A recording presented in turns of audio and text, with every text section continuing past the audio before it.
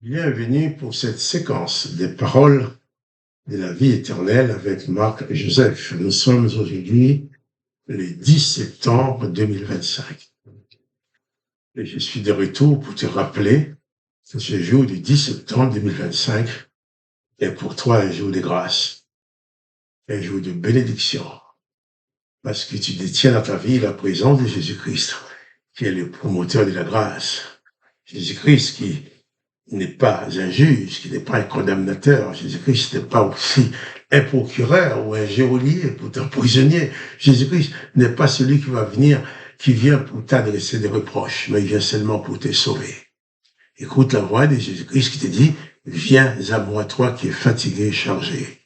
Toi qui as du mal à t'en sortir dans cette vie de misère et de douleur.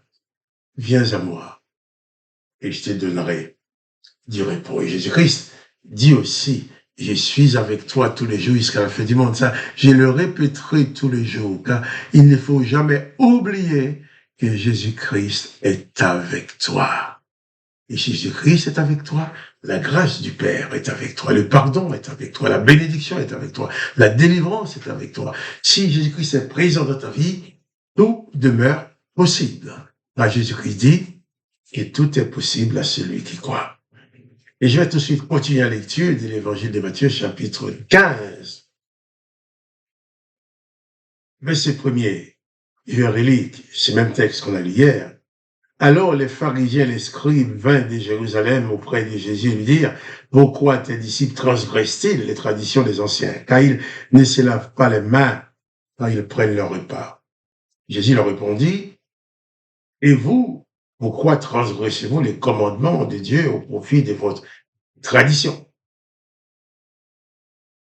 Car Dieu dit, honore ton père et ta mère, et celui qui maudira son père ou sa mère sera puni de mort. Mais vous dites, celui qui dira à son père ou à sa mère, ce dont j'aurais pu t'assister est une offrande à Dieu, n'est pas tenu d'honorer son père ou sa mère. Et Jésus va le dire maintenant, vous annulez ainsi la parole de Dieu au profit de votre tradition, de votre religion. Et Jésus ajoute, hypocrite. Ésaïe a bien prophétisé sur vous quand il dit, ces peuples m'honorent des lèvres, mais son cœur est éloigné de moi. C'est en vain qu'il m'honore, enseignant des préceptes qui sont des commandements d'hommes. Voilà. Jésus a mis les religieux à leur place. De toutes les façons, l'objectif principal de ces scribes, ces pharisiens ou les sadducéens ou toutes les classes politiques, j'allais dire, toutes les classes religieuses d'Israël de l'époque, l'objectif principal était de tuer Jésus. Parce que Jésus enseignait des choses contraires aux ordonnances de l'Éternel, parce que Jésus enseignait des choses qu'il ne pouvait supporter. Ils voulaient absolument le piéger. Ils viennent dire à Jésus, bien, tes disciples transgressent la tradition des anciens. Et Jésus va leur dire, eh bien, vous donnez une grande place à votre tradition. Mais les paroles, même les paroles de votre Dieu, vous les bafouez au profit de votre tradition. Et il a dit, vous annulez ainsi la parole de Dieu, la parole, oui, au profit de vos traditions. Et aujourd'hui, Jésus a dit ça aux Juifs de l'époque, mais on peut dire ça aussi aujourd'hui aux religions soi-disant chrétiennes. On peut le dire au catholicisme, on peut le dire au protestantisme, on peut le dire à l'orthodoxie, je sais pas, oui, l'orthodoxie. Tous ces gens-là qui continuent à faire la guerre, qui continuent à faire des choses complètement tordues, à enseigner des choses qui n'ont aucun rapport avec l'évangile. Mais c'est leur tradition. Tous ceux-là qui vont mettre tous les dimanches ou pour les occasions leur déguisement religieux, pour leurs vêtements, les soi-disant vêtements sacerdotales, leurs vêtements, leurs déguisements religieux pour faire leur cérémonie, et puis ensuite qui vont faire n'importe quoi, qui vont faire n'importe quoi à côté.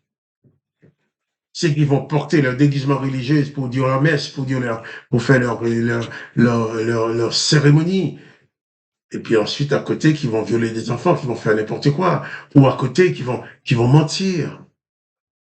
Ceux qui vont, tout cela, c'est la religion.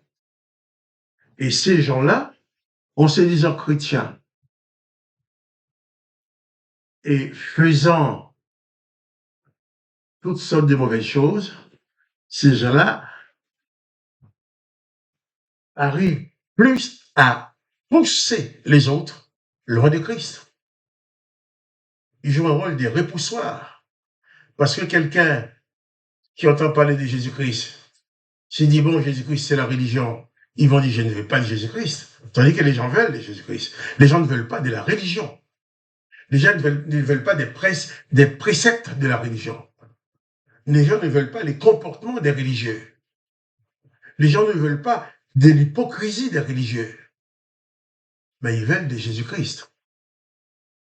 Car quel que soit l'homme ou la femme qui parvient à faire la connaissance de Jésus-Christ, il ne voudra jamais l'abandonner. Car il n'y a rien au monde qui peut remplacer la présence de Jésus-Christ dans une vie. Mais malheureusement, toutes ces religions qui par usurpation, toutes ces religions qui ne sont pas de Jésus-Christ, mais qui utilisent le nom de Jésus-Christ pour attirer du monde. Ces religions-là font beaucoup de mal au monde parce qu'ils empêchent aux gens de s'attacher à Jésus-Christ. Non seulement ils enseignent des choses qui ne sont pas de Jésus-Christ, ils ont aussi des comportements, des actes qui font que les gens disent, eh bien, si c'est un responsable religieux qui fait ça, qui parle de Jésus-Christ, moi je ne vais pas entendre parler de religion, je vais pas aller prier, si c'est des religieux qui font ça, qui commettent de telles horreurs, donc je ne vais pas croire en Dieu. Non. Si tu vois des hommes religieux commettre des horreurs, il faut repousser ces gens-là. Mais il faut embrasser Jésus-Christ. Car Jésus-Christ n'a jamais demandé à personne de commettre des horreurs. Jésus-Christ n'a jamais demandé à personne de tuer. Jésus-Christ n'a jamais demandé à personne de voler. Jésus-Christ n'a jamais demandé à personne de violer les enfants. Au contraire. Jésus-Christ dit que nous devons respecter les petits-enfants. Contrairement à l'Éternel, les amis, qui dit, quand il ordonne à son peuple d'Israël d'exterminer notre peuple, il dit qu'il faut tuer hommes, femmes, enfants et nourrissons. Il a dit qu'il faut jeter aucun regard de pitié sur eux. Et c'est le cas aujourd'hui. Il a dit qu'il faut les massacrer tous. Mais Jésus-Christ n'a jamais accordé un permis de tuer dans aucun cas. Il n'a jamais permis. Au contraire, il a dit, si quelqu'un te frappe, au lieu de lui rendre le coup, accepte qu'il te frappe encore. Le deuxième coup peut peut-être te tuer. Quelqu'un te met un coup de matraque sur la tête. Si tu ne rends pas le coup de matraque, si tu laisses mettre un autre coup de matraque sur la tête, tu peux mourir. Mais Jésus-Christ te dit, mieux vaut mourir toi-même que tuer quelqu'un. Mieux vaut mourir toi-même que de massacrer quelqu'un. Mais la religion, c'est pas pareil. La religion, les religieux, quand ils tuent au nom de leur religion, tout en tuant, ils disent qu'ils se font la place au paradis, ils vont aller au ciel, ils sont des bons serviteurs de leur Dieu. Mais pas de Jésus-Christ. Jésus-Christ dit qu'il ne faut jamais se venger, qu'il ne faut jamais tuer l'autre. Donc, il ne s'agit pas pour toi de t'attacher à une religion. Je répète, je t'invite à t'attacher à Jésus-Christ. Jésus-Christ, c'est le sauveur. Jésus-Christ te sauve. Et il te conduira aussi à sauver les autres, en tant que son serviteur.